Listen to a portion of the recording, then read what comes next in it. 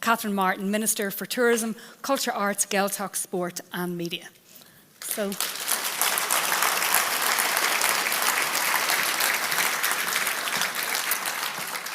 Minister, have they worked out a handy acronym for you yet? No, they haven't. But any time it's introduced people, it leads to side jokes and all the rest. But I've said from day one, it makes perfect sense. And it really does, because even with Ruth and Owen there, just before the conference started, we were out taking photographs. And I was looking at the rigging coming down for the Ed Sheeran concert. And I said to Ruth and Owen, this is great for tourism. And previous speakers referred to how regional hotels did better than the Dublin City hotels last year. I think the Dublin City hotels are probably doing okay with the Ed Sheeran concert at the weekend. And that's where it all makes perfect sense. The sport, the tourism, the culture, the arts. Of course, the music. The music.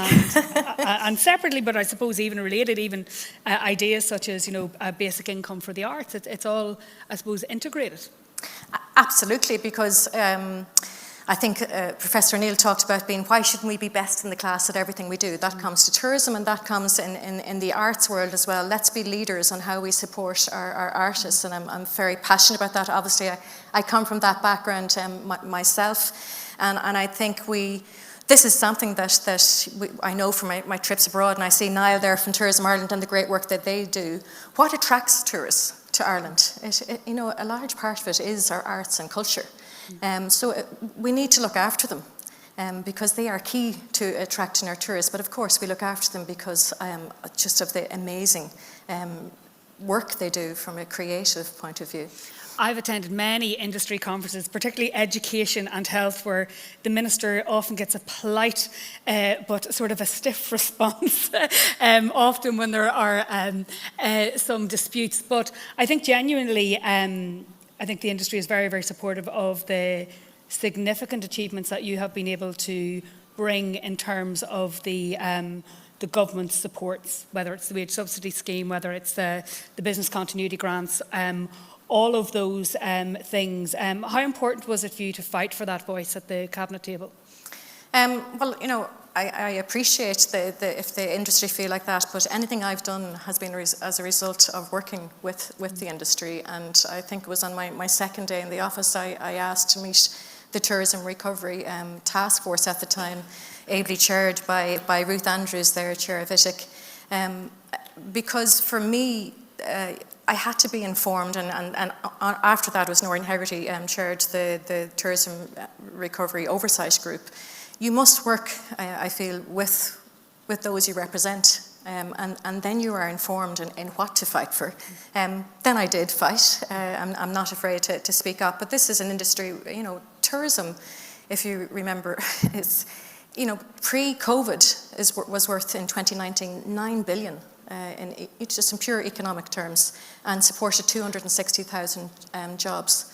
But even if you were to put that aside, and that's huge, the value of tourism in promoting our country from a cultural point of view, from a people point of view, promoting us as an island of people who are welcoming and friendly and safe, and that too will play its part in that reputation of Ireland as being safe and friendly and welcoming, and where we are right now in relation to the conflict in Ukraine, when there is, there probably is a dampening of desire in booking flights, but it's that will be our strength, and that's what tourism has done all along. It has promoted Ireland as that nation. So record losses meet record funding supports, but as we've heard that it's in recovery, but in still quite a fragile state. So what does, I suppose, how committed are you to staying the course, and what does that look like at a ministerial level?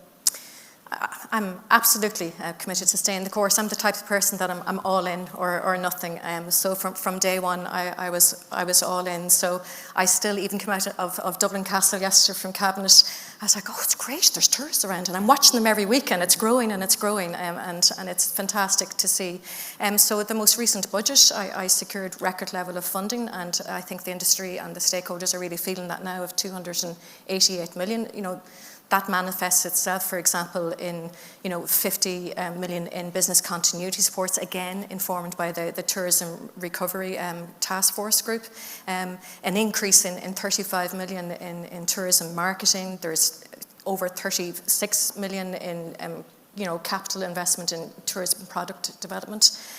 So we are moving from, I suppose, coming out of the worst of COVID into the recovery phase. So I'm absolutely committed. But there are challenges there still. So my voice is still needed. Yeah, one of which obviously is inflation, which is a major concern for consumers as well as businesses. And when I was listening to business owners this week, they were talking whether it was the price of chicken, whether it was the price of other goods and the difficulty they're having. I think there was one woman I'd listened to who said that, the price of fish and chips in a restaurant, that to meet the cost of it, they would have had to charge €26, but for many people that's just not possible. The possibility of a night out would recede for many people. So what can the government do about tackling inflation? It doesn't have a complete magic wand. Yeah, well, I think the economic fallout from the conflict in Ukraine, it will probably slow down rather than completely derail the economic recovery brought by the lifting of COVID restrictions. I think the primary way it will be felt on the Irish economies, as we can see, is those elevated levels in energy pricing and commodity pricing. So, look, throughout COVID, the government invested, I suppose, in direct expenditure over 36 billion to key public services. We weren't found wanting then, and we won't be found wanting now.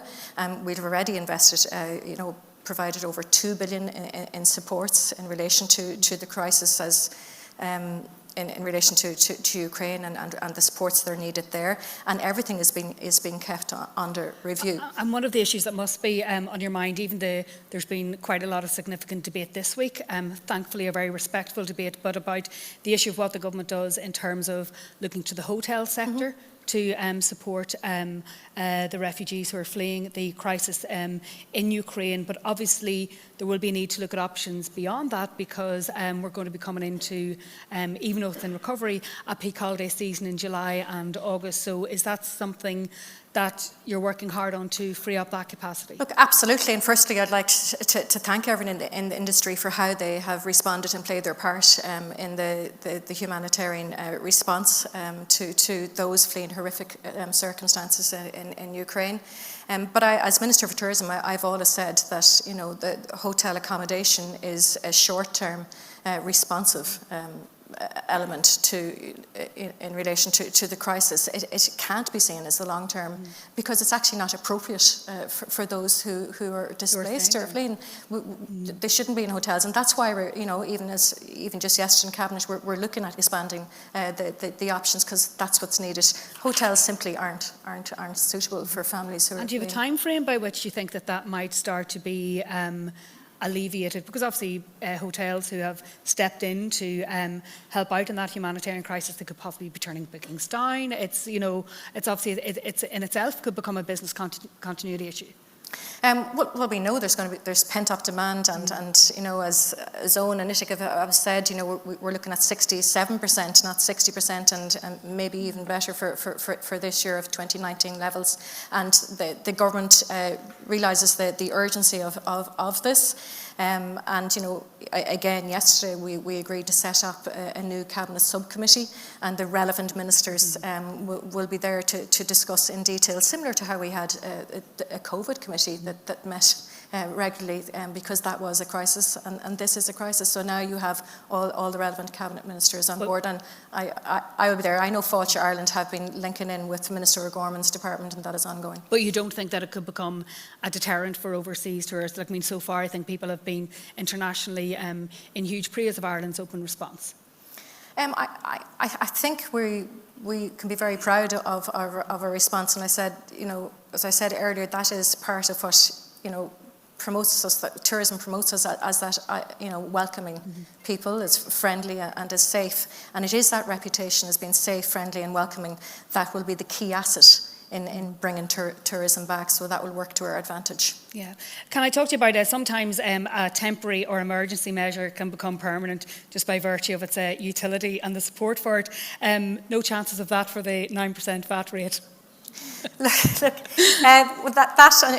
my first budget as Minister for Tourism, I secured that reduction from 13.5 to 9%. That was meant to end at the end of 2021. I absolutely know appreciate the concerns here from the industry. We got it deferred. We got it extended again last year in the National Economic Recovery Plan, and I know it's due to go back up at the end of August. You can be certain that I, as Minister, I am pressing for the extension of that. But that ultimately is a matter for Minister Donoghue. And, you know, as I referred to earlier, everything has to be kept under review because we're in a state of flux because of the current crisis in Ukraine. And I think that is something that could be considered in the context of the budgetary cycle. You wouldn't rule out a potential extension? I think everyone here would know I wouldn't be ruling out that me pressing for it, because they know I will, and I think it should be considered in the context of the budgetary cycle if things alter, and it's a constant change of flux. Absolutely. Talk to me about the new national tourism policy that you're working on, because obviously, even just in respect of our previous conversation, sustainability is going to have to be at the core of that. And obviously, the activation of our aviation sector, getting back up to capacity, filling those seats, particularly the incoming international tourists, is something that's critical. But can a small island nation that relies on that really be expected, and you're a Green Minister, to reduce its carbon footprint in the timescale you're looking to do? Look, the argument all along, no matter where you work or where you live, is that everyone has to play their part when it comes to climate action. And yet we see how challenging those debates are. Dearbhail mentioned the literal turf war. That can be a very, very challenging thing to do when people know they need to change, but their immediate circumstances will be impacted. Yeah, but that's why we have, there is that programme for government commitment to develop that new national sustainable tourism policy, and there was the commitment to have that interim action plan that came from the Sustainable Working Group, and Ona Mara Walsh is one of the members there that represents ITIC really well and has made significant contributions to that, and I commend ITIC as well for their own sustainable tourism report that was launched, that has been published too.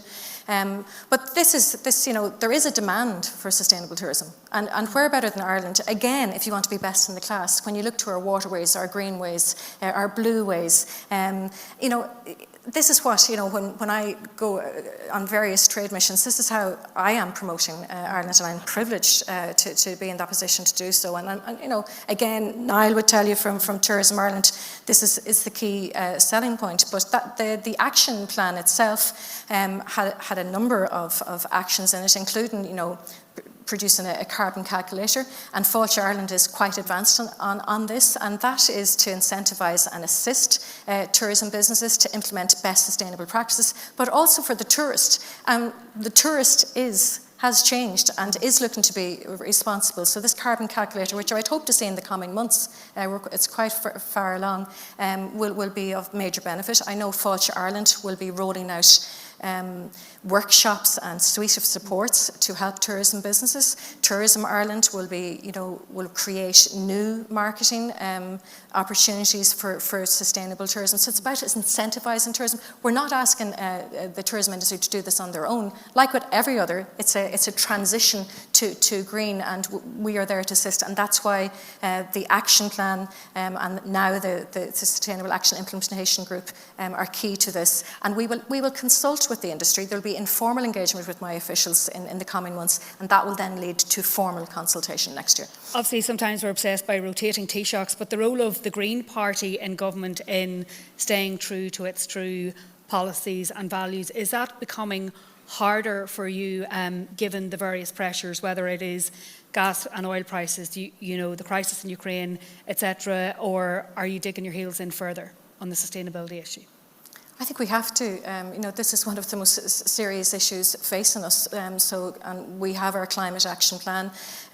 We're looking at zero by 2050. you can't cast that aside. That cannot be done. It must be done, from the tourism point of view, everything has to be done with climate. You can't sacrifice climate action. And my engagement with the tourism industry is that they're absolutely on board on this. And as I said, tourists are too. But the Green Party entered government because, climate action was not being taken seriously for a number of years. We talked about the decade of change in that general election. We are in that decade. And, it's the very reason I joined the Green Party was when my first child was born. That is the reason I am a politician. I don't come from a political background whatsoever. I'm a singer. Literally from, I think when we spoke before, literally from the Labour ward onto us was delivered a minister.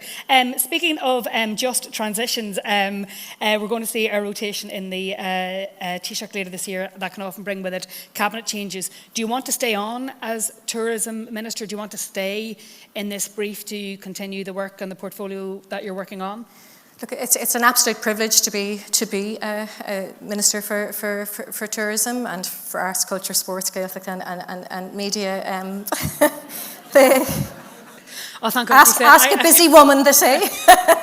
But it's ultimately a matter for the decision for the Taoiseach. But as I said earlier, Dearbhail, I am someone who is, I go all in whatever I take on. That's just in it is who I am. And having gone through the darkest of times from that very first meeting in day 2 or 3 of me being the minister, it would be a privilege to navigate us through now the recovery and a sustainable recovery, and that is one of the key themes of this conference. It's a decision for the Taoiseach, but I would like to see this through. There certainly weren't enough, probably, women's voices, certainly at the outset of the pandemic, but whatever about the lack of female voices, one of the questions is, not just in Ireland, but around the world, it was health ministers and finance ministers who were largely out front. Did tourism have a strong enough voice, do you think, within that in Ireland? Do you think that its voice was adequately heard? In the last few years? Yeah. Well, I think so, and I think if you look at as I refer to that budget of 288 million, that was a significant increase of over 30%. So I guarantee everyone here in this room, and I think they know it, that they have a very loud voice of me, and it's not one that will quieten. And just finally, just looking ahead to that National Tourism Policy Minister, tourism needs help to change those climate goals. How can the government and you as a minister support them to do that? What are we likely to see in the policy? Well, as I said to you, we will be consulting with stakeholders, but I've referenced, the Fáilte Ireland will be rolling out workshops, will be rolling out supports for businesses. The Tourism Ireland will be creating new sales and marketing opportunities for those sustainable businesses that want to attract new customers. And of course, I think that carbon calculator will be quite key too, because it's going to assist and incentivise tourism businesses. And also, when the tourist arrives in Ireland, it's going to incentivise them, to really think about, what mode of transport do I take here? Is the food I'm eating, is it locally sourced? Are there locally crafts here? And it's all about those longer stays. And anyone who works in the tourism industry will tell you that the longer stays are good for tourism. That's what we want. We want them to be in the country, to be in the regions. It's good for rural Ireland too. You told the Seanad earlier this month that you're confident we'll regrow and reshape our tourism ecosystem, notwithstanding the current and very pressing challenges in respect of Ukraine, inflation and other issues. Are you confident that we can? Regrow and reshape the entire ecosystem of the tourism sector? No, yeah, but we need to work together in this and everything, just like we have in the last few years. And you have to remember that this is the tourism, helped us get out of the last recession. It responds to, the global recession of 2008, just when tourism was in a position of thriving. It got a knockback. It was coming back in 2019, was back to a position of thriving. Again, just like tourism worldwide was brought to a shocking halt, a devastating stop and bolt, and I have full confidence. I'm not saying it's going to be easy, because there are challenges there when it comes to labour shortages, skill shortages, to as you said, the hotel accommodation, to bringing on that sustainability, but it's working together, and it's been able to identify the shortages, and I think that's where it's key, the engagement with the sector, because that has informed us all along in the last few years. Well, I think before we go to the coffee break, the prospect of a potential deferral of that VAT rate will be very good news indeed. Minister, thank you so much for your time. It was a pleasure to speak to you in person. Thank you.